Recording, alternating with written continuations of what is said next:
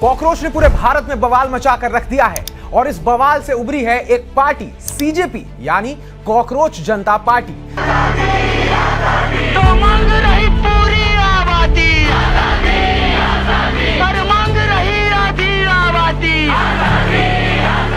जो अपने आप को एक पॉलिटिकल पार्टी की तरह पेश कर रही है, रातों रात सोशल मीडिया पर बवाल मच गया है और महज 5 दिन में सीजेपी ने 10 मिलियन फॉलोअर्स का आंकड़ा पार कर लिया है, जो किसी भी इंडियन पॉलिटिकल पार्टी से ज्यादा है। साथ ही सीजेपी ने फोर्ब्स मैगजीन तक में जगह बना ली है। तो चलिए आपको बताते हैं कि सीजेपी का सच क्या है, उनका मैनिफेस्टो क्या बोलता है, इसके फाउंडर कौन है और साथ ही कैसे honourable chief justice of India के एक स्टेटमेंट ने इस मुहिम और इस बड़े विवाद को जन्म दिया।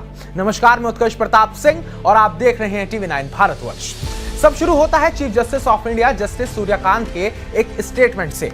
कोर्ट में सुनवाई के दौरान उन्होंने कुछ बेरोजगार युवाओं को कॉकरोचेस की तरह बताया था, जो नौकरी नहीं मिलने पर मीडिया, सोशल मीडिया और एक्टिविज्म के रास्ते पर जाकर सिस्टम पर हमला करते हैं।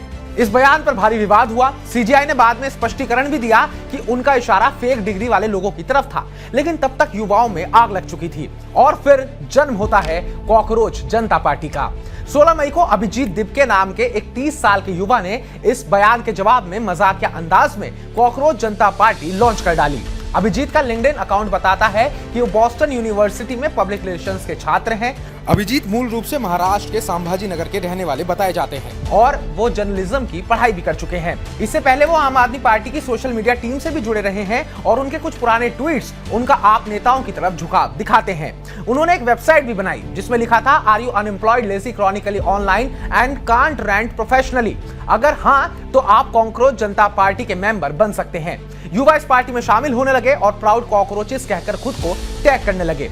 फिलहाल सीजेपी का ट्विटर पेज सस्पेंड हो चुका है। सीजेपी ने अपना मैनिफेस्टो तक लॉन्च किया है जिसमें लिखा है, हमारा मिशन सिर्फ यही है कि उन युवाओं की आवाज बने जो बार बार लेजी, क्रॉनिकली ऑनलाइन और कॉकरोचेस कहे जा रहे हैं। बाकी सब सटायर है। 5 बड़े वादे जो उन्होंने किए हैं, कोई भी चीफ जस्टिस रिटायरमेंट के बाद राज्यसभा सीट नहीं पाएंगे, महिलाओं को संसद में 50% आरक्षण, दल बदलू सांसद विधायक 20 साल तक चुनाव नहीं लड़ेंगे, अगर वोट डिलीट हुए तो मुख्य चुनाव आयुक्त पर यूएपीए लगेगा और अंबानी अडानी के मीडिया हाउसेस के लाइसेंस रद्द किए जाएंगे। यही नहीं, उन्होंने अपना इलेक्शन सिंबल तक जारी कर डाला है और महुआ मोहित्रा जैसे बड़े नेताओं ने इस मुहिम को सपोर्ट तक कर दिया।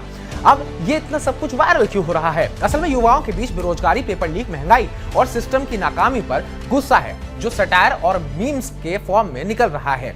अब युवा अपने आप को कॉकरोच बताकर अपनी खोई इज्जत वापस पाना चाह रहे हैं। अभिजीत दिपके कहते हैं कि ये सिर्फ एक मजाक नहीं है, बल्कि युवाओं की नाराजगी को एक प्लेटफॉर्म देने की कोशिश है। एक छोटी सी टिप्पणी से शुरू हुई इस कहानी को आज पूरा देश देख रहा है और ये पूरे देश में चर्चा का विषय बन गई है।